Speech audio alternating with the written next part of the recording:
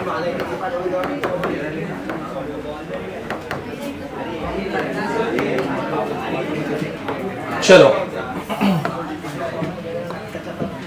बिना बात किए, ठीक है, तो अगर मुझे बात करते हुए दिखा तो फर्स्ट बेंच पे आएगा वह, ध्यान दे यहाँ पे, हाँ ठीक है ओके। अब एटॉमिक स्ट्रक्चर में हम लोगों ने बोर्स थियरी देखी, बोर्स थियरी के कैलकुलेशन के बाद हम लोगों ने हाइड्रोजन स्पेक्ट्रम देखा, समझ में आ रहा है, ठीक है।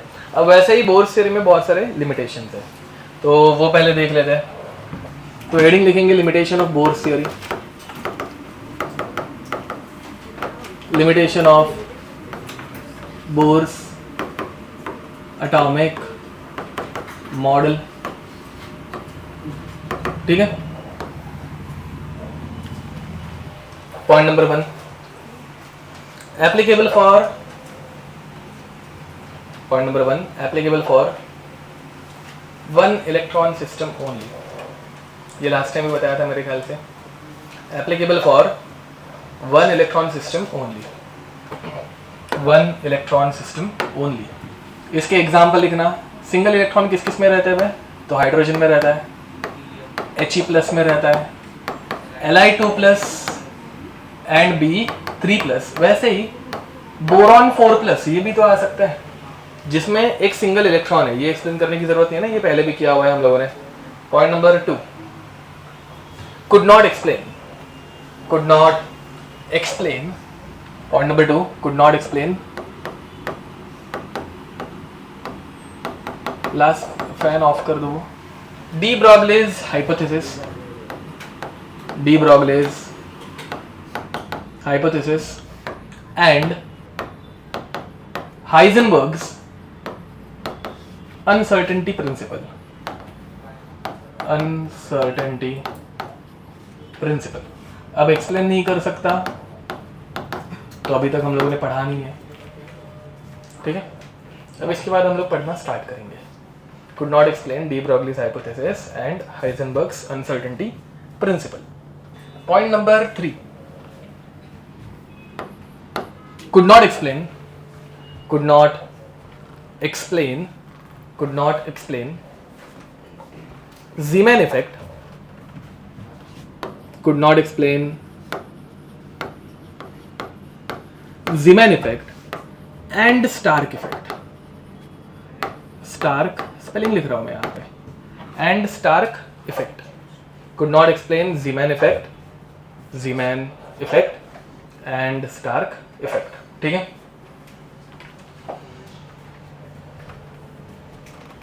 ओके, तो ये एक्सप्लेन नहीं कर पा रहा था इसलिए हम लोग ये पढ़ नहीं पा रहे थे। अभी पहले हम लोग ये पढ़ेंगे एंड फिर एक्सप्लेनेशन कैसे नहीं हो पा रहा है वो देखेंगे, ठीक है, ध्यान दो। तो हेडिंग लिखेंगे डी ब्रॉगलीज हाइपोथेसिस,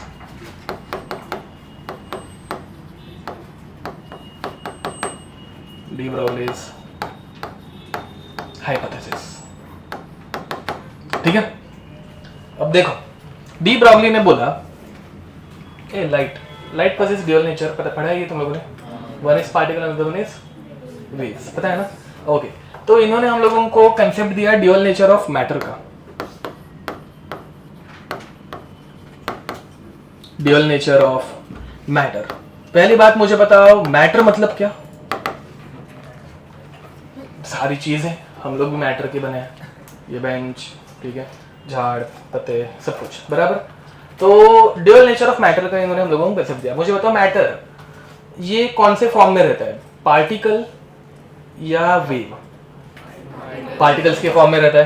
तो सबसे पहले जो अपने को देख के समझ में आता है that matter exist in which form, particle form, ये तो देख के समझ में आता है। इन्होंने बोला कि मैटर को पार्टिकल एंड दूसरा कौन सा वेव फॉर्म है, वेव फॉर्म है, समझ में आ रहा है। एंड फिर इन लोगों ने बोला कि चल बात कुछ भी, ठीक है। अब मुझे बताओ एक्चुअल में तुम लोगों ने कभी कोई मैटर देखा है क्या जो ऐसे वेव फॉर्म में जाता है? ऐसे कभी होता है क्या कि भाई क्रिकेटर ऐसे बॉल डाल रहा है एंड बॉल डाल दी वो ऐसे ऐसे गया है ना, ऐसे नहीं होता है। ऐसे स्विंग होना इज अ डिफरेंट थिंग, ऐसे थोड़ी ना जाता है बॉल, ठीक है। रास्ते से कुत्ता जा रहा है और ऐसे ऐसे ऐसे ऐसे ऐसे होता नहीं है, बराबर, ठीक है। तो मतलब ये बिलीव करना पॉसिबल था क्या? नहीं। तो लोगों ने इसके ऊपर भरोसा भी रखा नहीं। फिर बाद में एक साइंटिस्ट है जिनका नाम था आइंस्टाइन, नाम तो सुना होगा, ठीक है। उन्होंने बोला कि भाई मतलब बात सुन के तो देखो, शायद से सही हो जाए, समझ में आ रहा है। तो अब डी ब्रॉगली ने हम लोगों को जो बताया वो बहुत लेंदी है, हम लोगों को एक शॉर्ट डेरिवेशन है इसकी, ठीक है, जो कि प्रॉपर डेरिवेशन नहीं है बट थोड़ा बहुत समझ में आने जैसा है। तो डी ब्रॉगली ने हम लोगों को क्या बोला, मैटर के दो फॉर्म रह सकते हैं, एक पार्टिकल दूसरा वेव, बराबर। अब मैटर की अगर मुझे एनर्जी निकालनी है तो एक बड़े साइंटिस्ट ने एक इक्वेशन दी है, E इज इक्वल टू, सुना है क्या, mc², बराबर, वेर m इज व्हाट, मास, सब जन आंसर देंगे, m is what, mass of particle या फिर matter, and c is what, velocity of light, बराबर। एंड तो हर मैटर की ये इतनी एनर्जी रहती है, एंड हमारे पास एनर्जी के लिए, वेव्स के लिए एक फॉर्मूला है, energy is equal to hc by lambda, where h is Planck's constant, c is velocity of light and lambda is wavelength। सुना होगा ये तो बताने की जरूरत नहीं है। अब अगर मैटर ये दोनों फॉर्म में एग्जिस्ट कर सकता है तो किसी भी मैटर की एनर्जी हम लोग E is equal to mc² या फिर E is equal to hc by lambda दोनों से निकाल सकते हैं। तो इन्होंने इन दोनों इक्वेशन को मिक्स किया, ठीक है। तो दोनों में अगर एनर्जी हम लोग निकाल पा रहे हैं, दोनों में एनर्जी सेम है, तो क्या हो जाएगा, mc² is equal to hc by lambda। ये लैम्बडा अभी हम लोग किसकी बात कर रहे हैं, किसी एक मैटर की, मतलब कुत्ता, बिल्ली, बॉल, कुछ भी, समझ में आ रहा है। अभी भी ये करेक्ट लग रहा है क्या अपने को, नहीं, कोई भी चीज ऐसे वेव्स फॉर्म में चली जाती है क्या, नहीं जाती, समझ में आ रहा है। ये हम लोग करेंगे, मतलब डोंट वरी, समझेंगे। अब तो मैटर वेव्स की वेवलेंथ अगर मुझे निकालनी है, मतलब lambda for what, some particle और सम मैटर, तो ये क्या बनेगा, hc by mc²। क्या कैंसल आउट हो रहा है, c कैंसल आउट हो रहा है, ओके। तो lambda for some matter, de Broglie's wavelength भी इसको बोलते हैं, ठीक है, de Broglie's wavelength, de Broglie ने दी ना भाई, तो इसका फॉर्मूला क्या होगा, h by mc, समझे। बट इस इक्वेशन में गड़बड़ है, इस इक्वेशन में गड़बड़ क्या है वो बता पाओगे तुम लोग, चलो मैं बताता हूँ। c is what, velocity of light, but अभी हम लोग कुत्ता, बिल्ली, बॉल, किसी भी चीज की बात करने वाले, इलेक्ट्रॉन, प्रोटॉन, तो उनकी वेलोसिटी लाइट जितनी रहती है क्या, नहीं रहती, समझ में आ रहा है। तो यहाँ पे दिक्कत क्या आ जाती है कि ये जो है, ये इक्वेशन सिर्फ हम लोग लाइट के पार्टिकल्स, जिसको हम लोग क्या बोलते हैं, फोटॉन्स, वेरी नाइस, फोटॉन्स के लिए अप्लाई कर पाएंगे, समझ में आ रहा है। तो अगर ये इक्वेशन मुझे किसी नॉर्मल पार्टिकल के लिए यूज करनी है, पार्टिकल की वेलोसिटी बाई c नहीं रह सकती, तो पार्टिकल की वेलोसिटी के लिए हम लोग क्या यूज करेंगे, lambda is equal to h by mv, समझे। ये हम लोगों को इक्वेशन किसने दी, डी ब्रॉगली ने दी, समझ में आ रहा है। अब ये हम लोग यूज करते हैं किसी एक पार्टिकल्स के लिए, समझ पा रहे हो, पक्का। तो देखो भाई, अब फिर साइंटिस्ट ने मतलब बोला कि भाई इसका कुछ प्रूफ तो रहना चाहिए ना, ये देखो भाई प्रैक्टिकल है कि थियोरेटिकल है, थियोरेटिकल है। तो लोगों ने बोला भाई इसका कुछ प्रूफ दो मुझे, तो हम लोग बिलीव करेंगे, ठीक है। तो डी ब्रॉगली को ये जब क्वेश्चन पूछा गया तो डी ब्रॉगली ने एक हाइपोथेटिकल एक्सपेरिमेंट दिया। हाइपोथेटिकल क्यों, तब तक किया नहीं था। उन्होंने बोला एक काम करो, तुम लोग कोई एक क्रिस्टलाइन कंपाउंड लो, समझ में आ रहा है ना। What is the difference between crystalline compound and amorphous compound. Crystalline का मीनिंग क्या रहता है, शाइन रहती है, ओके ठीक है। और कुछ, हाँ क्या, शेप रहता है, एक फिक्स्ड शेप रहता है उसमें, समझ में आ रहा है। उसमें एटम्स की अरेंजमेंट जो है ना वो एक ऐसे फिक्स्ड पोजीशंस पे रहती है। अमॉर्फस में कैसे रहता है, कुछ भी कचरा कैसे भी रहेंगे, समझ में आ रहा है। बट क्रिस्टलाइन कंपाउंड्स में क्या रहता है, ऐसे एक फिक्स्ड शेप रहता है जो अपने को दिखता है। तो क्रिस्टलाइन कंपाउंड्स में एटम्स ऐसे एक के नीचे एक, एक के नीचे एक मतलब ये ऐसे, ये समझ में आ रहा है। ये जो लाइंस है वो ऐसे गोले हैं, ऐसे एक के नीचे एक अरेंज्ड रहता है, समझ पा रहे हो। फिर उन्होंने बोला एक ऐसा क्रिस्टलाइन कंपाउंड लो, इधर की तरफ एक इलेक्ट्रॉन की गन रखो, फॉलोड। ये इलेक्ट्रॉन की गन से इसमें से ऐसे छोड़ो, अब अगर देखो भाई कोई लाइट अगर मैं किसी मिरर के ऊपर डाल रहा हूँ तो क्या होती है, बराबर। तो वैसे ही अगर ये इलेक्ट्रॉन की गन इधर से जाके इधर ऐसे डिफ्लेक्ट हुई, मतलब रिफ्लेक्शन काइंड ऑफ, इसे एक्चुअली रिफ्लेक्शन नहीं बोलते, इसे डाइफ्रैक्शन बोलते हैं, फिजिक्स में पढ़ाया जाएगा, ठीक है। बट ऐसा कुछ हुआ तो इलेक्ट्रॉन कौन सा नेचर पोजेस कर रहे हैं, वेव नेचर, लाइट जैसा है ना बे, तो कौन सा नेचर, लाइट वेव फॉर्म में जाती है तो कौन सा नेचर पोजेस करेगा, वेव। इसके लिए उन्होंने और एक अच्छा एक्सपेरिमेंट दिया, जो ये भी एक्सपेरिमेंट लोगों ने करके देखा, ये आया, इसका एक फॉर्मूला आता है n lambda is equal to 2d sin theta, जो फिजिक्स में तुम लोगों को आराम से पढ़ाया जाएगा, फिजिक्स में ये पढ़ोगे, ठीक है। अब जरा केमिस्ट्री वाला देखते हैं। अब उन्होंने और एक एक्सपेरिमेंट बताया जो लोगों ने एक्चुअली करके देखा। देखो भाई इसमें दिक्कत क्या हो रही थी, उस जमाने में हमारे पास ऐसी टेक्नोलॉजी नहीं थी कि एक एक इलेक्ट्रॉन हम लोग ऐसे छोड़ पाए ना, ये थोड़ी ना खाने की बात है कि ऐसे मन किया एक इलेक्ट्रॉन निकाल के फेंक के मारना, ठीक है।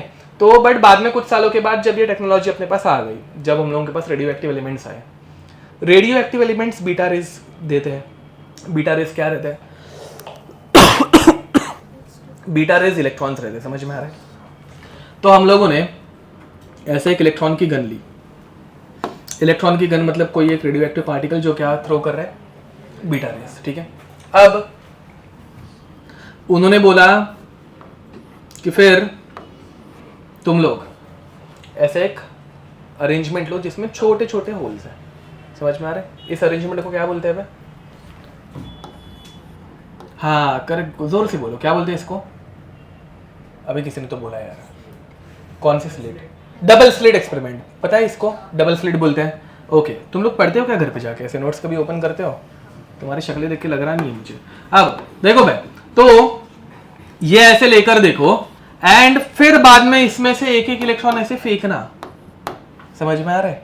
अब साला इलेक्ट्रॉन तो पार्टिकल है, जब पार्टिकल इधर से ऐसे जाके टकराएगा कुछ मिलेगा क्या, नहीं मिलना चाहिए, मतलब उधर कुछ भी दिखना चाहिए क्या, नहीं दिखना चाहिए। बट फिर बाद में हम लोगों ने ये जब किया तो पता चला कि इलेक्ट्रॉन यहां पे मिलता है, सबसे ज्यादा कहां पे मिलता है, सेंटर में मिलता है। फिर बाद में कुछ डिस्टेंस पे कुछ मिलता, फिर बाद में थोड़े डिस्टेंस पे वापस इलेक्ट्रॉन मिलता है, वापस कुछ डिस्टेंस पे कुछ नहीं मिलता, वापस इलेक्ट्रॉन मिलता है। इसका मतलब ये इलेक्ट्रॉन यहाँ पे ऐसे पार्टिकल के थ्रू जा रहा है क्या, नहीं, ये कैसे जा रहा है। अब ये वेव्स बनाता है, मतलब ये इलेक्ट्रॉन जब निकला ना ऐसे नहीं निकला, ये ऐसे वेव फॉर्म में निकला, समझ में आ रहा है। फिर ये वेव्स यहां से ऐसे ऐसे आई, याद आ रहा है कुछ, एंड फिर बाद में यहां पे जब ये मिली तो इधर पे इलेक्ट्रॉन दिखा, which is called as which interference, constructive interference. और जहां पे कुछ इलेक्ट्रॉन नहीं मिल रहा है दैट इज कॉल्ड एज, तो ये उन्होंने हाइपोथेटिकली बताया। फिर कुछ सालों के बाद, मतलब कितने साल मुझे पता नहीं, कुछ सालों के बाद लोगों ने करके देखा और ये ऐसे मिला, मतलब इलेक्ट्रॉन पोजेस ड्यूअल नेचर, एक तो पार्टिकल, दूसरा ये मैं क्या बड़बड़ कर रहा हूँ समझ में आ रहा है पक्का। फिर लोगों ने सोचा, अब हम लोग थोड़ा क्वांटम केमिस्ट्री में पढ़ रहे हैं, ठीक है। अब देखो भाई क्वांटम केमिस्ट्री का एकदम सिंपल रूल है, ठीक है। पहली बार जिसने पढ़ा उसको नहीं समझा, उसने जिसको समझाया उसको भी समझा, उसने आगे बढ़ते बढ़ते जिसको जिसको समझाया किसी को भी समझा, अब मेरे को भी समझाए क्या, अब मैं तुम लोगों को पढ़ाऊंगा तुम लोग को भी समझेगा क्या। अब देखो भाई ध्यान दो, क्या नहीं समझ में आता, देखो फिर लोगों ने बोला कि भाई ये इलेक्ट्रॉन किधर से घुस रहा है ना वो मुझे देखना है, समझ में आ रहा है। तो लोगों ने यहाँ पे लगाया डिटेक्टर, क्या लगाया, डिटेक्टर। डिटेक्टर का काम क्या रहता है, वो स्किंटिलेटिंग मटेरियल चार्ज के कांटेक्ट में आके चमकता है, वैसे कुछ तो समझ में आ रहा है। एंड फिर बोला अब हम लोग देखेंगे ये साला इलेक्ट्रॉन किधर से जा रहा है, समझ में आ रहा है। अब ये इलेक्ट्रॉन जब बाद में डिटेक्टर लगा तो उसको समझा कि इन्होंने अभी मुझे देखना स्टार्ट किया है, हाँ सच्ची ऐसे होता है। अरे तुम लोगों को ऐसे मस्ती लग रही होगी बट ये एक्चुअली ऐसे होता है, ठीक है। फिर बाद में अगर हम लोगों को देख भाई इलेक्ट्रॉन की गन में से वो इलेक्ट्रॉन सीधा ही निकले कंपलसरी है क्या, आड़ा टेढ़ा भी जा सकता है। तो कुछ इलेक्ट्रॉन यहाँ पे आके ऐसे इधर से गए, डिटेक्टर में चमका, तो तब इलेक्ट्रॉन बोला कि अच्छा मेरे को देखेगा, मैं सीधा जाऊंगा। फिर ये भी इलेक्ट्रॉन इधर से लेडस से गया कोई एक इलेक्ट्रॉन, उसको भी समझा मुझे देख रहा है, बोलेगा देखेगा मैं सीधा जाऊंगा। कुछ समझा, क्या समझा, कैसे कैसे हुआ ऐसा बताओ। इसका आंसर किसी के पास भी, तो जिसने समझने की कोशिश की उसको समझाए क्या, तुम लोगों को मैंने समझाया, तुम लोगों को लग रहा होगा कि मैंने क्या बोला वो समझा, बट ये क्यों हो रहा है वो समझ में आ रहा है क्या, मेरे को भी पता है क्या, किसी को पता है, कौन क्या देखने का, क्या क्या। अब तो ये समझ में आ रहा है मैं क्या बोल रहा हूं। तो यहाँ पे दोनों प्रूफ एक साथ मिल जाते हैं। जब हम लोग देखने की कोशिश करते हैं ये कैसा बिहेव कर रहे हैं, पार्टिकल जैसा सीधा जा रहा है ना, पार्टिकल जैसा। Particle always travels in a straight line ना, वो बॉल का एग्जांपल दिया था, बॉल फेंकेंगे तो सीधा ही जाता ना बे, स्विंग विंग कैंसिल, ठीक है। हाँ समझ में आ रहा है, कभी वो बॉल ऐसे ऐसे जाते कि अभी मजा आएगा ये लो नहीं बराबर। तो वैसे यहाँ पे इलेक्ट्रॉन को हम लोग जब देखने की कोशिश करते हो पार्टिकल बनता है, एंड जब ऐसे देखते नहीं है, डिटेक्टर्स निकाल दे तो ये ऐसे वेव्स देता है, मस्त ना। उसको कैसे समझ में आता रहेगा हम लोग देख रहे हैं, उसका आंसर किसी के पास। बट ये डी ब्रॉगली ने जो बोला था वो तभी के ज़माने में लोगों को जो गलत लग रहा था वो सही है। मैंने क्या बड़बड़ की समझ में आ रहा है, पक्का पूरा नहीं समझ में आ रहेगा तो समझने की भी ज़रूरत नहीं, मतलब वो किसी को नहीं समझा आज तक, ठीक है। हाँ बट अपने को फॉर्मूला यूज़ करने आना चाहिए, फॉर्मूला यूज़ करने आएगा ये फॉलोड, ओके। ये सब बनाने की ज़रूरत नहीं है, तुम लोगों को फिजिक्स में आराम से अच्छे से पढ़ाया जाएगा। हम लोगों को अभी के लिए फॉर्मूला ही चाहिए, समझ में आ रहा है, ओके। लिखो भाई, जल्दी लिख के ख़त्म करो। हेडिंग सबने डाल दी थी ना, नहीं डाली होगी तो लिख लियो, मतलब चलो। अब सिमिलरली ध्यान दो भाई, यहाँ पे mass into velocity is also called as momentum, ठीक है। ये पता है क्या सबको, ओके। तो since momentum is mass into velocity, lambda का ये भी एक फॉर्मूला ऐसे दिखता है, lambda is equal to h/p, ठीक है। नेक्स्ट हेडिंग लिखेंगे D Broglie's wavelength in terms of kinetic energy. पंखा बंद करो भाई। तो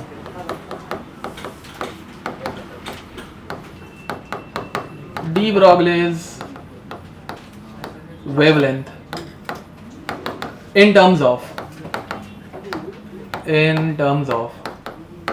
काइनेटिक एनर्जी, ठीक है। देखो अब जरा ध्यान देंगे, देखो भाई, what is the formula of kinetic energy, half mv², okay. What is the formula of momentum,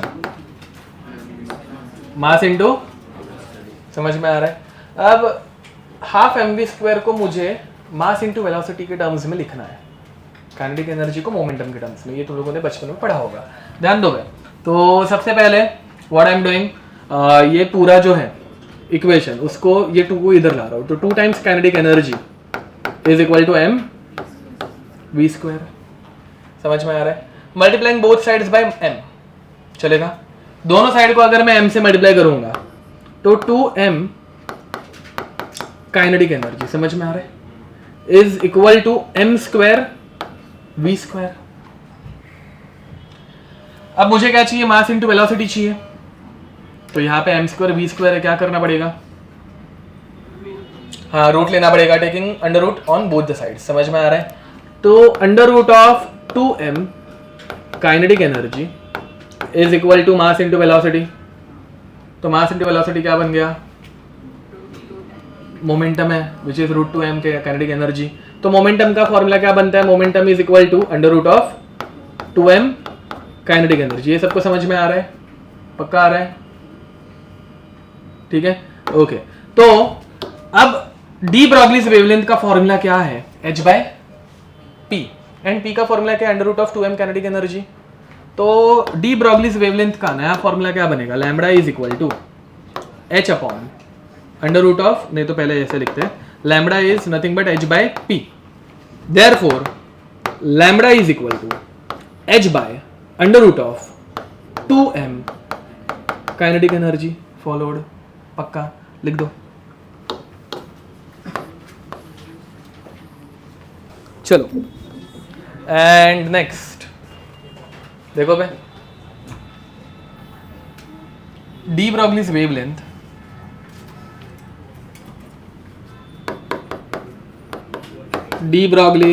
इसको मैं DBW बोल रहा हूं, चलेगा। D Broglie's wavelength for a particle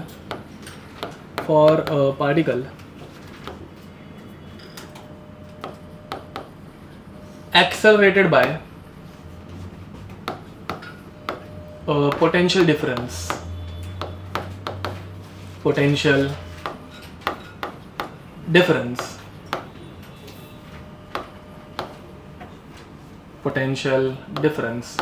of v volts.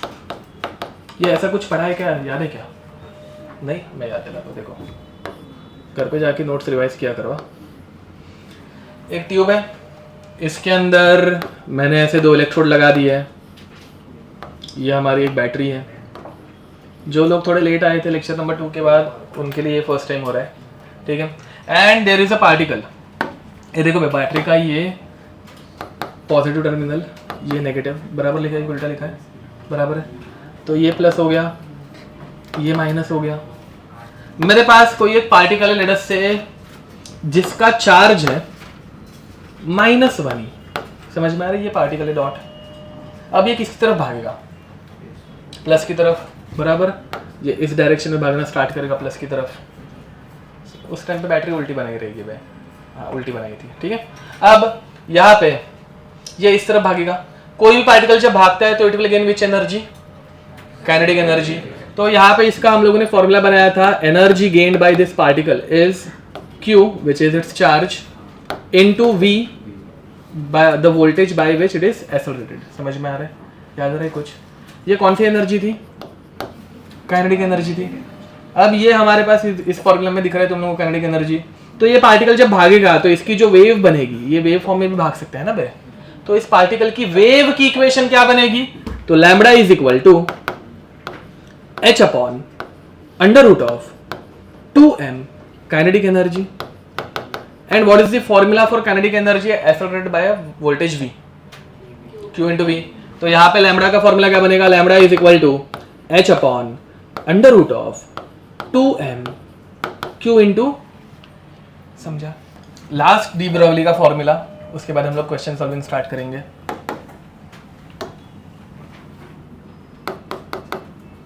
D Broglie's wavelength for an electron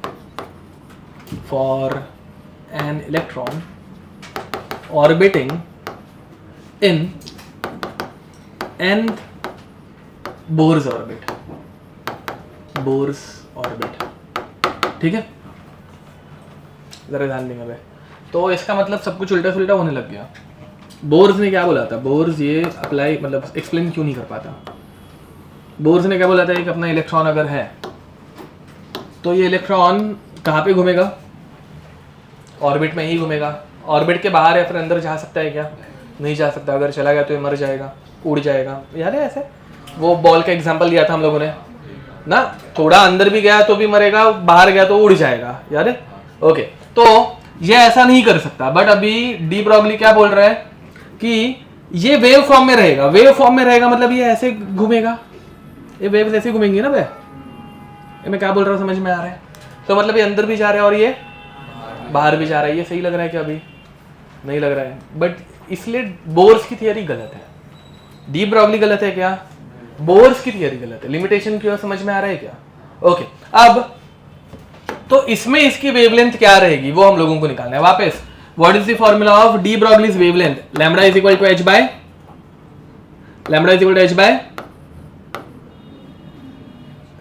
तुम लोग ध्यान देते हो ना वैसे? ओके, मेरा आधा ध्यान बाहर रहेगा, फिर भी मेरे को फॉर्मूला तो याद रहते हैं ना, तुम लोग जरा ऐसे। Okay, lambda is equal to h by mv, बराबर। एंड बोर्स, अभी हम लोग बोर्स की थ्योरी के साथ इसको रिलेट कर रहे हैं। तो बोर्स की थ्योरी का second postulate, angular momentum of a electron mvr is nh by 2 pi, very nice, integral multiple of h upon 2 pi, nh by 2 pi। याद है कुछ? ओके, यहाँ पे तुम लोगों को h by mv दिख रहा है, मतलब h और mv दिख रहा है। रीअरेंज करें, चलो भाई हेल्प करो। तो h by mv क्या बनेगा? 2 pi r by n दिख रहा है क्या? Where n is what? Number of shell. r is what? Radius of shell. Overall 2 pi r, ये किसका फॉर्मूला रहता है? Circumference of circle। समझ में आ रहा है? मतलब circumference of this orbit। Followed, पक्का? ओके, तो h by mv is nothing but formula for de Broglie's wavelength। तो lambda becomes 2 pi r by n। नहीं समझे? अब जरा ध्यान से देखो भाई, 2 pi r is what? Circumference of orbit। तो अगर कोई इलेक्ट्रॉन फर्स्ट शेल में ऑर्बिट कर रहा है, समझ में आ रहा है, फर्स्ट शेल, तो 2 पाई आर अपॉन एन की वैल्यू क्या रहेगी फर्स्ट शेल में, 1 to 2 पाई आर क्या हो जाएगी, 1 हो जाएगी। तो इसकी वेव लेंथ देख भाई, एक वेव लेंथ कितनी रहती है, एक वेव लेंथ इतनी रहती है, पढ़ा है वो, इसकी वेव लेंथ कितनी हो जाएगी 2 पाई आर बाई 1, मतलब 2 पाई आर हो जाएगी सरकमफेरेंस जितनी। तो ये वेव कैसे दिखेगी देख भाई, इसको अगर मैं सर्कल में रखूं, मतलब ऐसे ना, ये स्ट्रेट लाइन पे ऐसे वेव दिखती है, बट अगर मैं सर्कल में बनाऊं तो ये कैसे बनेगी, ये ऐसे कुछ बनेगी, ऊपर एक एंड अंदर एक। अजीब लग रही है, इलेक्ट्रॉन ऐसे घूम पाएगा क्या? तो दिक्कत क्या आ रही है, अभी आगे जाके हम लोग पढ़ने वाले हैं, बट दिक्कत क्या आ रही है, क्या लगता है, चलो मैं बताता हूँ। एटम 2 डायमेंशनल, 1 डायमेंशनल है, 3 डायमेंशनल। 3 डायमेंशनल ये वेव कैसी है, 1 डायमेंशनल है, एक ही एक्सिस पे जा रही है ना भाई, एक्स एक्सिस। तो ये वेव कैसी है, 1 डायमेंशनल। ये भी वेव कैसी है, 1 डायमेंशनल। 1 डायमेंशन में ये अजीब दिखता है, बट एक्चुअल में प्रैक्टिकली हम लोग कितना डायमेंशन में सोचने चाहिए, 3 डायमेंशन में सोचने चाहिए, क्योंकि एटम 3 डायमेंशनल है। तो 2D में ये अजीब दिखता है, बट 3D में जब जाएंगे, अभी आगे जाके हम लोग पढ़ेंगे, जिसको बोलते हैं वेव मैकेनिकल मॉडल, इसके बाद पढ़ने वाले, उसमें वो सही दिखेगा, ठीक है। ओके, अब इसके बाद अगर मैं n इज इक्वल टू 2 ले लूं, n इज इक्वल टू 2, ये क्या था, n is equal to 1, n is equal to 2। अब n इज इक्वल टू 2 में क्या होगा, 2 पाई आर बाय 2, मतलब सरकमफेरेंस का हाफ, मतलब आधे सर्कल में एक वेव है। देख भाई, इधर से शुरू हुई, ऊपर गई, नीचे आई, आधे सर्कल में एक वेव, वापस दूसरी वेव इधर से शुरू हुई, इधर खत्म हो गई, आधे सर्कल में एक वेव, एक सर्कल में 2 वेव्स। अभी थोड़ा ठीक ठाक दिख रहा होगा। अगर मैं थर्ड शेल की बात करूं, थर्ड शेल में कितनी वेव्स आ पाएंगी, ऐसे 3 आ पाएंगी, n इज इक्वल टू 3 में 3 आएंगी। तो 1/3 में ना बे ना 2 पाई आर बाई 3, मतलब सरकमफेरेंस के 1/3 में एक वेव। तो सरकमफेरेंस का 1/3 इधर से शुरू, 1/3 नहीं,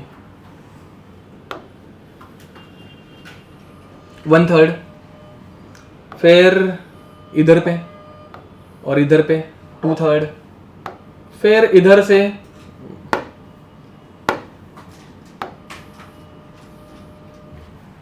और एक 1/3। अब जरा वो ज्यादा अच्छा दिखने लग गया है, ये समझ पा रहे हो पक्का?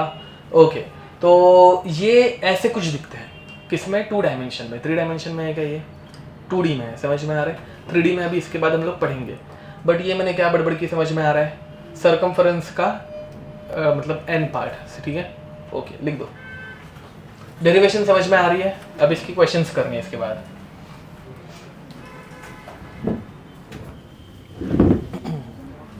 Done, followed. अब आगे बढ़े, थोड़े से क्वेश्चन करते हैं इसके ऊपर, चलो। So now the question is, find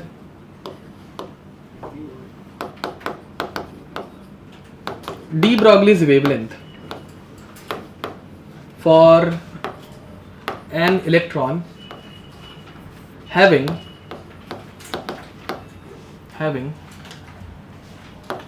4.5 into 10 raised to minus 27 joules of kinetic energy. ठीक है, given that mass of electron is 9 into 10 raised to minus 31 kg. ठीक है, चलो भाई, हम लोगों ने, तुम लोगों को ऐसे फॉर्मूलाज की शीट बनानी है। हम लोगों ने सिर्फ 4 फॉर्मूलाज पढ़े हैं अभी तक डी ब्रॉगलीज के लिए, वही हम लोग हमेशा यूज़ करेंगे। पहला रहता है lambda is equal to h by m v, या फिर lambda is equal to h by p. दूसरा है lambda is equal to h upon under root of 2m kinetic energy. तीसरा है lambda is equal to h upon under root of 2m q into v. And चौथा है lambda is equal to 2 pi r by n. समझे? इनमें से कौन सा formula use करेंगे? सेकंड वाला, क्योंकि उसमें काइनेटिक एनर्जी है। देखो भाई, क्वेश्चन सॉल्व करते वक्त ऐसे फॉर्मूलाज की एक शीट बनाओ एंड उसको बाजू में रख के फिर क्वेश्चन सॉल्व करना, नहीं तो फिर समझेगा नहीं। इतने फॉर्मूलाज हो जाएंगे ना कि कौन सा यूज करना है, क्या यूज करना है, समझेगा ही नहीं। ठीक है, ओके, अब दूसरी चीज, एक छोटी सी चीज बताना रह गई। ये जो फॉर्मूला ना इसके लिए ट्रिक बन जाती है। ट्रिक ये बनती है under root of 150 by v angstrom. इसमें बहुत सारे कांस्टेंट है। कांस्टेंट क्या क्या है? H is constant, mass of, हाँ ये सिर्फ इलेक्ट्रॉन के लिए मतलब बताता हूँ। Mass of electron constant, charge of electron constant, 2 is constant. सब कांस्टेंट्स की वैल्यूज पुट करने के बाद ये इक्वेशन आती है। समझ में आ रहा है? But there is a limitation for this trick. This trick is only applicable for electron, ठीक है? तो ये लिख देना बे, only applicable for electron. Only, हो सके तो ये ऊपर ही लिख देना, एप्लीकेबल फॉर इलेक्ट्रॉन। ये सारे कांस्टेंट्स की वैल्यू पुट करने के बाद ये एकदम छोटा सा फॉर्मूला बन जाता है, इजी सा, ठीक है? ओके, क्वेश्चन तुम लोग सॉल्व कर लोगे? ट्राई करो, चलो जल्दी। एच की वैल्यू देने की जरूरत नहीं है ना, फिर भी ले लो। अब एच इज 6.63 इंटू 10⁻⁻34 जूल पर सेकेंड, ठीक है? ये सारे एसआई यूनिट्स हैं, तो एसआई यूनिट्स में ही कैलकुलेशन करो सारा का सारा। चलो, अब जिन लोगों का नहीं हुआ यहाँ पे ध्यान दो। क्या बे, सिंपल कैलकुलेशन नहीं आ रहा है। तो lambda is equal to h by under root of 2m kinetic energy. अब ध्यान दो बे, h 6.63 इंटू 10⁻⁻34 अपॉन 3.6 नहीं आना चाहिए आंसर इसका, कुछ थोड़ा अलग लगता है, देखते हैं। Under root of 2 into 9 into 10⁻31 into 4.5 into 10⁻27। ऐसा यूनिट्स है सारे के सारे, कुछ कन्वर्ट करने की जरूरत नहीं है। अब देखो भाई, 2 इंटू 4.5 9, 9 इंटू 9 का रूट 9, तो रूट तो बहुत सिंपल दिया था ना भाई मैंने। अब तुम लोगों ने क्या किया वो तुम लोगों को पता। एंड 10⁻31 एंड 10⁻27 कितना होता है? -58 रूट के बाहर निकला तो क्या बनेगा? वेरी नाइस, अपॉन 9 इंटू 10⁻⁻29 क्या -29। ये नहीं, तुम्हारा आंसर हो सकता है शायद से, देखते हैं। अब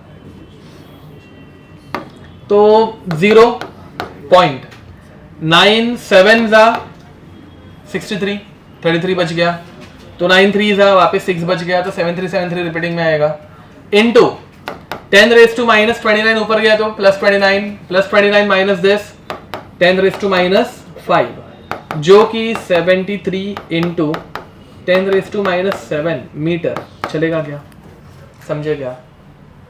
ठीक है, बस हो गया, और क्या लिखो। बाद में 26 गया तो वापस 6 बचा ना, 6 मतलब 60, हाँ ओके 6 आएगा, हाँ 6 हो गया, मतलब रिकरिंग में कुछ तो आ रहा है। Okay done. अब next question is find de Broglie's wavelength. Find de Broglie's wavelength for an electron accelerated by a potential difference of voltage 1.5 volt, ठीक है? Potential difference of 1.5 volt. कौन सा फॉर्मूला यूज करेंगे? Under root of 2m/q into v, but उससे अच्छा एक formula है under root of 150 by v. ये तो आ जाएगा भाई, ये इजी है, ठीक है? ये करो। इलेक्ट्रॉन के लिए ट्रिक यूज कर सकते हो, under root of 150 by v, but वो सिर्फ इलेक्ट्रॉन के लिए है, याद रखना, ठीक है? डन हो गया। कितना आया? 10 यूनिट एंगस्ट्रॉम। वहां पे मैंने ट्रिक में ही यूनिट लिख के दिया है। ट्रिक में यूनिट्स तुम लोगों को याद रखने पड़ेंगे, कौन से हैं वो उस हिसाब से ही बनाई गई हुई है, ठीक है? Okay angstrom. नेक्स्ट, ये सॉल्व करके दिखाने की जरूरत नहीं है ना मुझे। ओके, सिर्फ इतना ही करना है। Lambda is equal to under root of 150 by v which is 1.5, तो ये हो जाएगा 100 अंडर रूट में, जो कि बनेगा 10 एंगस्ट्रॉम, ठीक है? Question, find de Broglie's wavelength of an electron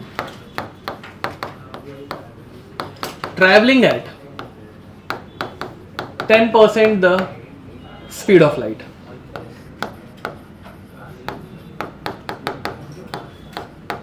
ठीक है, चलो करो इसको। डिस्कशन बंद। यहाँ पे देखो, अब यहाँ पे लड़कियों में इधर देखो। तो first of all 10% of speed of light, ठीक है। तो speed of light 3 × 10⁸ divided by 100 × 10। ये सबको करने आता है। ये कट 10⁻1 ऊपर जाएगा, -1 बनेगा 10⁻⁻1 तो 3 × 10⁻7 मीटर पर सेकेंड से अपना इलेक्ट्रॉन भाग रहा है। पहले मैंने निकाली वेलोसिटी, फिर lambda is equal to h/mv 6.63 × 10⁻⁻34 upon 9 × 10⁻⁻31 into 3 × 10⁻7। ठीक है, अब देखो भाई 3 × 1 = 3, 3 2.21 था। अब 9 से इसको डिवाइड करना इतना कुछ डिफिकल्ट नहीं है। 9 0 = 0, 22 बचा। तो 9 2 = 18, 41 बचा। 9 4 = 36, 50 बचा। तो 9 5 था, बस हो गया साला। इंटू 10⁻31 ऊपर गया, क्या बनेगा 10⁻+31 -34 + 31 -3 -7 -3 -7 10⁻10। यूनिट क्या आएगा? मीटर्स। तो this is nothing but 0.245 angstrom. ये देख भाई, एंगस्ट्रॉम एंड ऑल है ना, यहां तक हम लोग मेजर कर पाते हैं। ठीक है, अब इसके बाद 1 एंगस्ट्रॉम मतलब 10⁻10 मीटर, ये सबको आता है। Question, next question is find de Broglie's wavelength of a 2000 kg car, 2000 kg car traveling at a velocity of 180 km/h। ठीक है, अब ध्यान दो भाई। पहली बात, कोई गाड़ी ऐसे वेव फॉर्म में जा सकती है क्या? नहीं जा सकती। अब ये हम लोग यहाँ से भी देखेंगे जरा कि जा सकती है कि नहीं। ठीक है, सॉल्व करो, आंसर आ जाएगा। यहाँ पे एक दिक्कत है, सारे यूनिट्स ऐसा ही नहीं है। कौन सा यूनिट ऐसा ही नहीं है पे? हाँ, वेलोसिटी वाला km/h। SI में मीटर और सेकंड यूज होता है ना बे, किलोमीटर और आवर्स यूज होता है क्या? तो पहले इसको कन्वर्ट करना पड़ेगा। इसको कन्वर्जन का फैक्टर सबको आता है, क्या करने का? 180 × 5/18, याद है क्या? नहीं पता होगा तो याद रखना। ठीक है, ये क्या किया मैंने, किलोमीटर को 1000 मीटर एंड आवर्स को 3600। ठीक है, ये 0 0 कट। आवर्स पता है ना भाई, 1 घंटे में 3600 सेकेंड्स रहते हैं। ओके, तो 2 5 एंड 2 18 जा, 5/18 से डिवाइड करने का। 18 1 = 18, 18 10 जा। तो वेलोसिटी कितनी हो गई? 5 मीटर पर सेकेंड। ये कन्वर्जन समझा क्या? सॉरी, हाँ 50, 10 से मल्टीप्लाई करना है, 50 मीटर पर सेकेंड। समझे? गाड़ी का मास तुम लोगों को देकर रखा है, वो केजी में ही होगा। ऐसा यूनिट्स में केजी यूज करते हैं। करो कैलकुलेट। चलो, हो गया आंसर इसका? आंसर आया क्या? आंसर आया कितना? 10⁻? हाँ ठीक है, करेक्ट है। ओके, अब ध्यान दो भाई। तो अब यहाँ पे चेंज क्या हो रहा है? मैं मार्कर भूल गया, रुको, स्टाइलस भूल गया। वहां पे स्टाइलस है? नहीं है? हाँ मिल गया।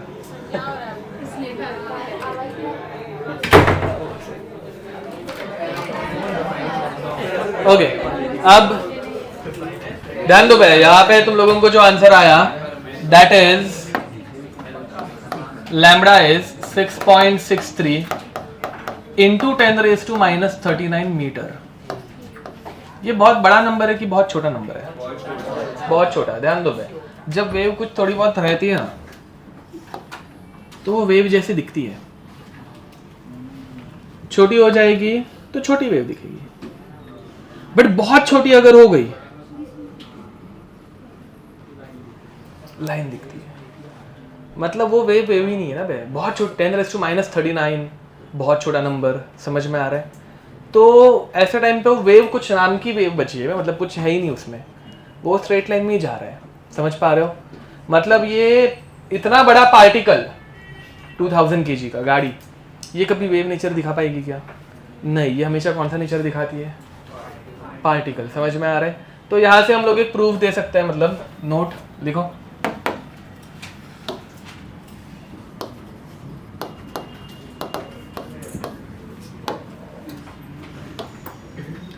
de Broglie's hypothesis is only applicable for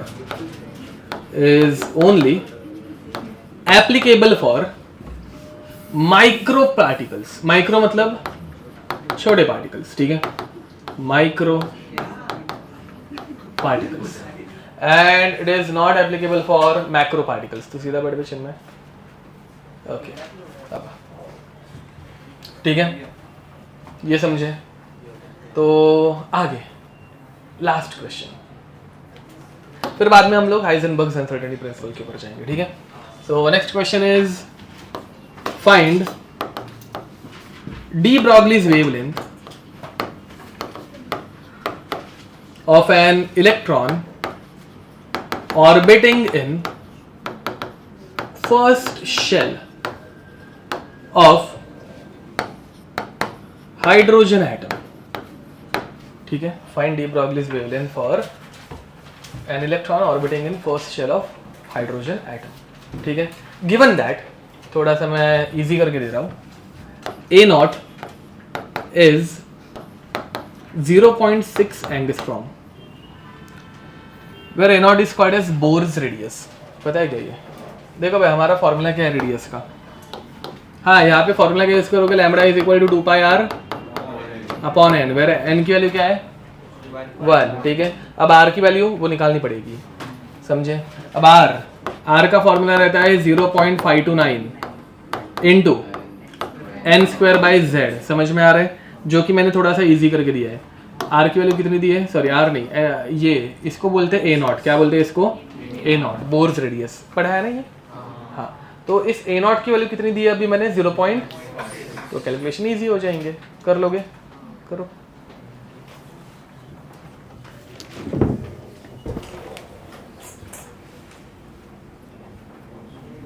तो याद रखो भाई, इस फॉर्मूला से जो आंसर आता है वो एंगस्ट्रॉम में आता है। तो यहाँ पे जो आंसर आएगा 3 पॉइंट कितना आ रहा है?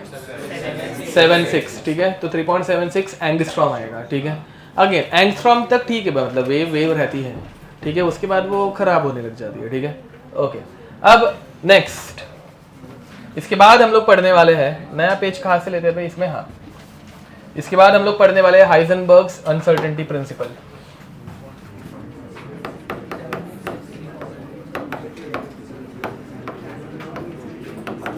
Heisenberg's uncertainty principle। जरा ध्यान दो, अभी पहले हम लोग वेव्स के बारे में सोचते हैं। देखो भाई, इलेक्ट्रॉन मैंने अभी बताया, अगर 2 डायमेंशन में देखेंगे तो मजा नहीं आता ना, मतलब वो समझ में नहीं आती, कुछ वेव लगती नहीं है, ठीक है। जरा 3D में वेव्स कैसे दिखेंगी वो इमेजिन करते हैं, ठीक है। अब देखो, अगर एक नदी है, पॉन्ड है, उसके ऊपर मैंने एक पत्थर फेंका, वेव्स कैसे आएंगी? वेव्स शेप बताओ। हाँ, सर्कुलर आएगी, बराबर, गोल गोल आएंगी।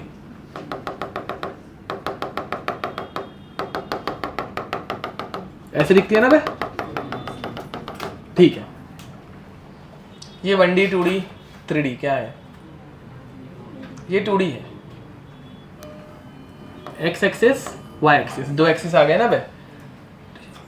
जो चीज 2D में स्पेरिकल है, सॉरी सर्कुलर है, वो 3D में कैसे दिखेंगी? स्पेरिकल दिखेंगे, वो 3D में स्फीयर बनता है।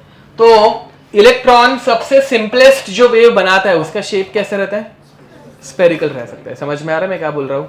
पक्का। अब इसको अगर तुम लोगों को विजुअलाइज कर रहे हैं तो ध्यान दो बे, लेट अस से कि एक बड़ा सा क्या बोलते हैं, पॉन्ड है, ठीक है, या फिर ऐसे एक्वेरियम है, उसके बीच में जाके पानी में मैंने एक ग्रेनेड ऐसे ब्लास्ट किया, बॉम्ब ब्लास्ट किया, समझ में आ रहा है? तो क्या जनरेट होगी? क्या मैं नहीं फूटूंगा बे, ग्रेनेड ऐसे में डाल के, ये पागल इंसान है, मैं भी फूट जाऊंगा वो बोल रहा है, ठीक है? वो ऐसे हाथ में नहीं फोड़ना रहता, तूने मूवीज देखे ऐसे ऐसे करके ऐसे फेंकते हैं, वो फेंकना रहता है। ओके, तो अब ध्यान दो भाई, तो मैंने वैसे ब्लास्ट किया ग्रेनेड, ठीक है? तो क्या जनरेट होंगी? वेव्स जनरेट होंगी। कैसे वेव जनरेट होगी? स्फेरिकल बनेगी ना, ऐसे ब्लास्ट होगा तो ऐसे स्पीयर बनेगा। अब देख, जहां पे ब्लास्ट होगा वहां पे सबसे बड़ी इंटेंसिटी रहेगी, कुछ भी नहीं रहेगा। बट जैसे जैसे दूर जाएगा ब्लास्ट, तो वो स्पीयर का शेप एकदम परफेक्ट स्फेरिकल रहेगा क्या? नहीं, ऐसे, समझ में आ रहा है ना, एक बादल जैसा। समझ पा रहे हो मैं क्या बोल रहा हूँ? पक्का? तो वैसे ही हम लोग इलेक्ट्रॉन की वेव्स भी इमेजिन करने के लिए क्लाउड का एग्जाम्पल लेते हैं, समझ में आ रहा है? जिसे हम लोग बोलते हैं इलेक्ट्रॉन क्लाउड, क्योंकि एक पार्टिकल, देखो भाई, जैसे कि एक वाटर ड्रॉपलेट, एक वाटर ड्रॉपलेट पार्टिकल दिखता है, वेपर्स बन जाएंगे तो क्लाउड बनेगा। ये समझ में आ रहा है? एंड क्लाउड का सबसे बेसिक शेप बचपन में बनाया होगा ना भाई? अरे हंसो मत, ऐसे ही ना, ऐसे ही कुछ बनाया होगा ना तुम लोगों ने। हाँ ठीक है, तुम लोगों ने ऐसे थोड़ा ऐसे, मेरा क्लाउड ऐसे रहता था, देखो भाई, समझ में आ रहा है? तो देखो, ये मतलब साइड से बराबर नहीं रहता, एंड हम लोग जब ड्रॉ करते हैं तो उसमें बाउंड्री दिख रही है, बट एक्चुअल में ऐसे अगर मैं तुम लोग बोलूँ वो देखो बादल है, ऐसे मतलब नहीं, किधर दिख रहा है? किधर किधर वो पीछे मुड़ गया। ओके, तो अब ऐसे बादल में अगर मैं बाउंड्री बताने बोलूं तो तुम लोग बादल की मतलब क्लाउड की एक्चुअल बाउंड्री बता पाओगे क्या? नहीं ना, वो किधर खत्म होता है पता ही नहीं चलता, समझ में आ रहा है? वैसा ही इलेक्ट्रॉन की जब वेव बनती है, हाँ, और बादल मतलब क्लाउड की सबसे ज्यादा इंटेंसिटी, वेपर्स की सबसे ज्यादा इंटेंसिटी कहाँ पे रहती है? बाहर की तरफ या बीच में? तो इलेक्ट्रॉन भी वैसे ही वेव्स बनाते हैं, ध्यान दो भाई, टाइम पास मत करो, यहाँ पे देखो। अब तो इलेक्ट्रॉन जब वेव बनाता है तो सबसे ज्यादा इलेक्ट्रॉन प्रेजेंट रहने के चांसेस कहां पे रहते हैं? बीच में, सेंटर में। ये एक इलेक्ट्रॉन है, एक ही इलेक्ट्रॉन ऐसे टुकड़े टुकड़े, इसके अपने पास प्रूफ्स भी है, बाद में बताऊंगा, देखो भाई। तो ये सेंटर में बहुत ज्यादा इलेक्ट्रॉन प्रेजेंट है, समझ में आ रहा है? एंड अब जैसे जैसे मैं सेंटर से दूर जाऊंगा, इलेक्ट्रॉन मिलने की प्रोबेबिलिटी बढ़ेगी या कम होगी? तो सेंटर से जैसे जैसे दूर जाएंगे इलेक्ट्रॉन मिलने के चांसेस बढ़ जाएंगे। कौन बोल रहा है? बादल दूर दूर जाएंगे तो बढ़ता है क्या? कम होता है ना, तो ऐसे कम होते जाएगा, समझ में आ रहा है?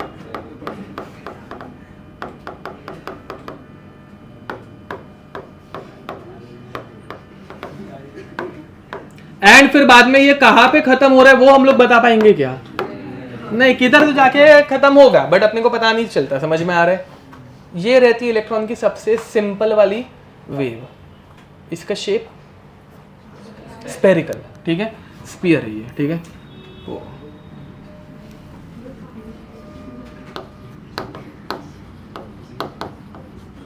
इसे हम लोग बोलते हैं एस ऑर्बिटल। ये आगे जाके वापस बताऊंगा, अभी के लिए सिर्फ लिख देना। इसे हम लोग क्या बोलते हैं? S orbital. तो देखो बे, ऑर्बिट के अंदर इलेक्ट्रॉन कौन से फॉर्म में घूमता है? पार्टिकल या वेव? पार्टिकल के फॉर्म में घूमता है, वेरी नाइस, ठीक है? बट ऑर्बिटल में इलेक्ट्रॉन कौन से फॉर्म में रहता है? वेव फॉर्म में। इसको हम लोग किसके जैसे एनालॉजी जैसा ले रहे हैं? इलेक्ट्रॉन के क्लाउड जैसा, समझ में आ रहा है? क्लाउड, ठीक है? अब दूसरी कौन सी वेव बन सकती है? ध्यान देंगे। अब मैंने वो जो पॉन्ड है उसमें एक ऐसे रस्सी लगा दी, समझ में आ रहा है? एंड फिर बराबर से एकदम पत्थर फेंका ऐसे रस्सी के बीच में, रस्सी के ऊपर, वेव्स कैसे आएंगी? हाँ हाँ हाँ, ठीक है, चलेगा। यार देखो भाई, वेव्स ऐसे आएंगी, ऐसे ऊपर थोड़ी सी और नीचे थोड़ी सी, बट बीच में तो बाउंड्री है ना भाई, रस्सी है, तो उधर कुछ वेव्स आ पाएंगे क्या? ये समझ पा रहे हो? पक्का, ठीक है? या फिर ये ऐसे एकदम रिजिड सरफेस है, तो रिजिड सरफेस के ऊपर तो वेव्स नहीं आ पाएंगी ना, उसके ऊपर या उसके नीचे आएंगी, समझ में आ रहा है? पक्का, ओके। तो इलेक्ट्रॉन भी दूसरी टाइप की वेव्स जो बनाते हैं ऐसी बनाता है, समझ में आ रहा है? इसमें सबसे ज्यादा इलेक्ट्रॉन कहाँ पे रहेगा? ये इतने शुरुआत के रीजन में रहेगा और यहाँ पे रहेगा, जैसे जैसे ऊपर जाएगा कम कम होते जाएगा। बीच में इलेक्ट्रॉन है क्या बे? नहीं है, वहां पे तो प्रोटॉन रहता है। इधर पे कुछ अलग है, वो बाद में बताता हूँ, डोंट वरी, ठीक है। तीसरे टाइप की वेव, दो दो रस्सियां लगा दी, समझ में आ रहा है। एंड बराबर से पत्थर वापस कहां पे फेंका बे? सेंटर में, ठीक है, चूक गया, हाँ सेंटर में, समझ में आ रहा है। अब कैसे दिखेगा? हाँ किसी ने तो मस्त बोला, ये बटरफ्लाई जैसा दिखेगा, इधर ऐसा, इधर पे ऐसा, ये ऐसा और ये ऐसा। ये समझ में आ रहा है?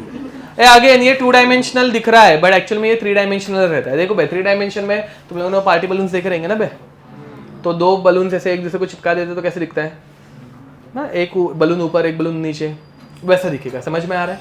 जिसे हम लोग बोलते हैं डम्बेल, क्या बोलता है? डम्बेल। डम्बल का भी शेप वैसा ही कुछ रहता है। क्या हो रहा है तुम लोगों को, क्या कौन से सद में आ रहे हैं मुझे बताओ, मैं सीधा करता हूँ। इसे हम लोग बोलते हैं पी ऑर्बिटल एंड इस वाले के शेप को हम लोग बोलेंगे डबल डम्बल। क्या बोलेंगे? डबल डम्बल, ठीक है। जिसे हम लोग बोलते हैं डी ऑर्बिटल। क्या बोलने का? डी ऑर्बिटल, समझे। अब लास्ट वेव, ये समझना थोड़ा डिफिकल्ट हो सकता है। अब तीसरी रस्सी लगानी है, कहां पे लगाओ? देख बे, एक एक्स एक्सिस हो गया, एक वाई हो गया, अब कौन सा आएगा? जेड एक्सिस आएगा। अब देख बे, जब फर्स्ट लाइन ड्रॉ की तो एक ऑर्बिटल के हो गए, दूसरी लाइन ड्रॉ की 2 के हो गए, तीसरी ड्रॉ करूंगा 4 के होंगे, 8 8 6 नहीं 8, आधा आधा कट करते जा रहे, समझ में आ रहा है। तो इधर अभी तीसरी लाइन जब आएगी तो ये 4 ऐसे बीच में से कट होंगे, ठीक है।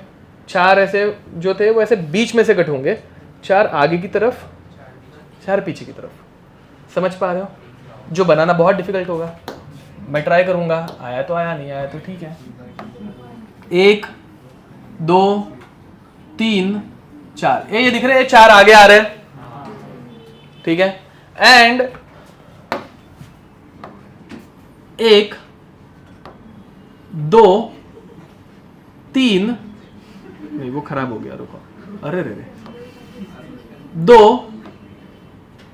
3 और 4, वैसे पीछे गए, मैं थोड़ी ना ड्राइंग सिखाने आया हूँ यहाँ पे। हाँ इतना ही, ठीक है। ये समझा? पक्का? ओके।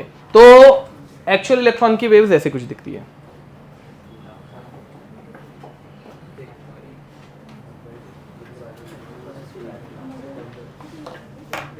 ये देखो भाई, इलेक्ट्रॉन का क्लाउड ऐसे दिखता है।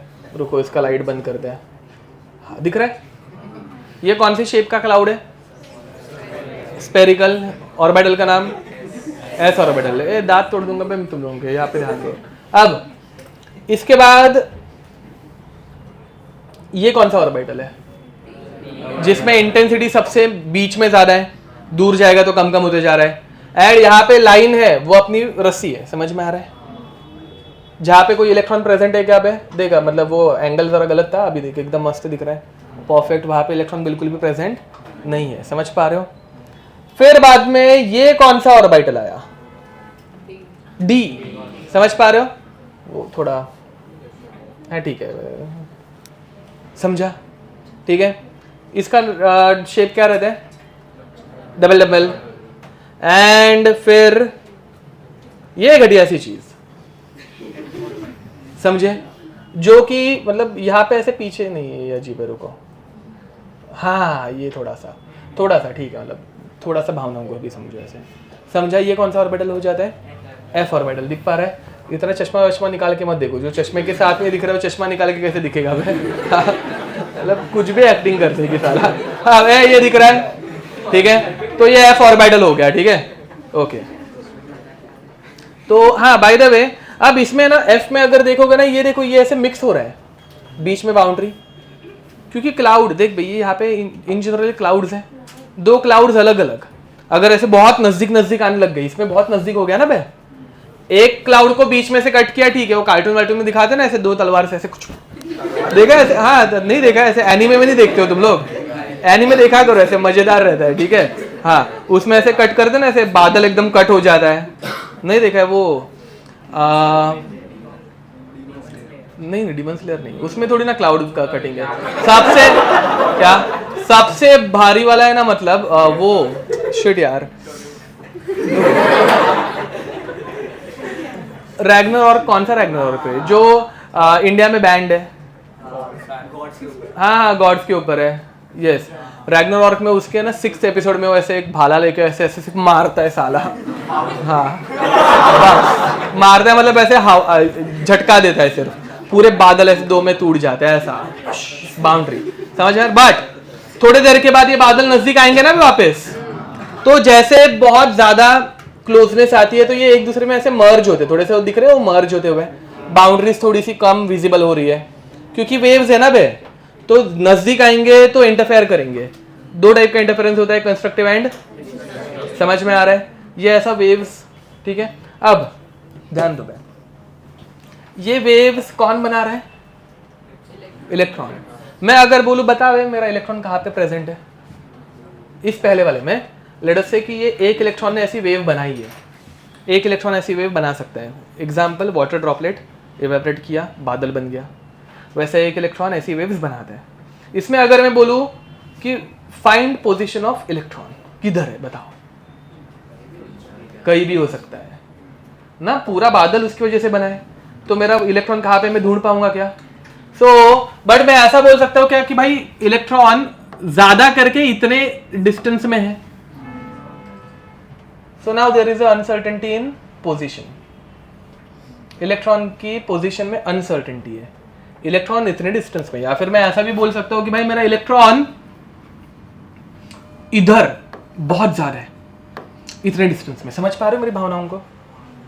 बट मैं 100% बोल सकता हूं कि मेरा इलेक्ट्रॉन इधर ही है, स्टिल मतलब भाई 10% तो चांस रह सकता है क्यों, किधर बाहर रह सकता है, followed. So now there is uncertainty in position. जिस चीज की पोजीशन नहीं बता सकते,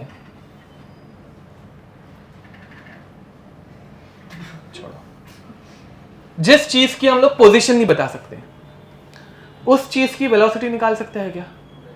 नहीं, क्योंकि velocity is position upon time, मतलब डिस्टेंस अपॉन टाइम, समझ में आ रहा है? ओके तो इलेक्ट्रॉन की हम लोग पोजीशन नहीं बता पाते, पोजीशन नहीं बता पा रहे हैं तो उसमें कुछ तो अनसर्टेनिटी आ गई। अनसर्टेनिटी मतलब कि भाई मेरा इलेक्ट्रॉन इतने एरिया में है, ऐसे मैं बोल सकता हूँ कि हाँ बाबा बहुत ज़्यादा चांस है कि मेरा इलेक्ट्रॉन यहाँ पर है, समझ पा रहे हो? सो इस पॉइंट से इस पॉइंट क्या लिखने का, डेल्टा एक्स, समझ में आता है ना? मैं x1 x2 इतने गैप को क्या बोलेंगे, डेल्टा एक्स। अब जिस चीज की मुझे पोजीशन ही नहीं पता, उस चीज की वेलोसिटी निकाल सकते हैं क्या? So there is a uncertainty in, समझे? एंड जिसका मुझे वेलोसिटी नहीं पता है उसका मैं मास इनटू वेलोसिटी मोमेंटम निकाल सकता हूं क्या? तो इस जिसके वेलोसिटी में ही अनसर्टेनिटी है उसके मोमेंटम में भी फॉलोड, पक्का? तो हाइजेनबर्ग्स अनसर्टेनिटी प्रिंसिपल इसके ऊपर डिपेंडेंट है कि there is uncertainty in position and momentum of electron, समझ में आ रहा है? अब इसका फाइनल फॉर्मूला, इसकी डेरिवेशन अपने को है नहीं, तुम लोग आगे जाके इंजीनियरिंग में अगर मेटलर्जी या फिर केमिकल साइंस में गए तो पढ़ोगे।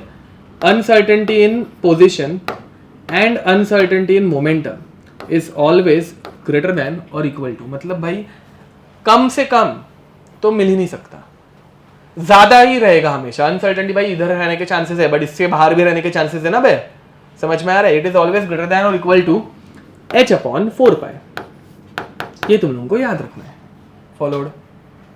ये सिंपल सा फॉर्मूला इधर से आता है, ये सब रामायण जो था इतना सा फॉर्मूला बताने के लिए, रट लेना, मीनिंग याद भी नहीं रहा तो भी चलेगा, समझ में आ रहा है?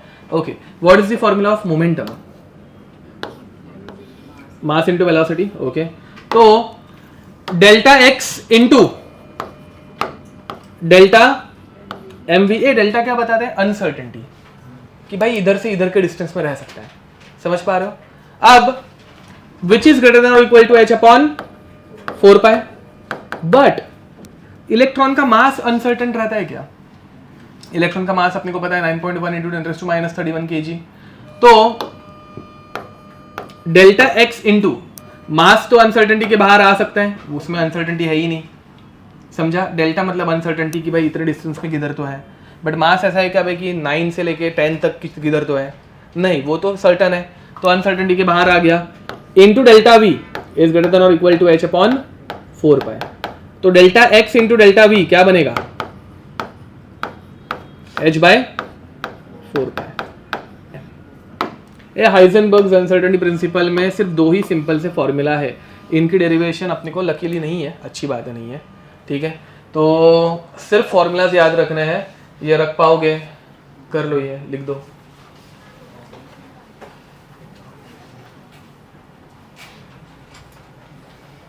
हाँ, और ये लास्ट वाला जो है ना, that is called as f orbital, SPDF, ठीक है, f ऑर्बिटल लिखो, f orbital.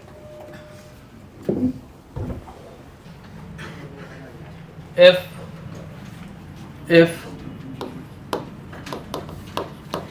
uncertainty in position and momentum is equal, then what is the uncertainty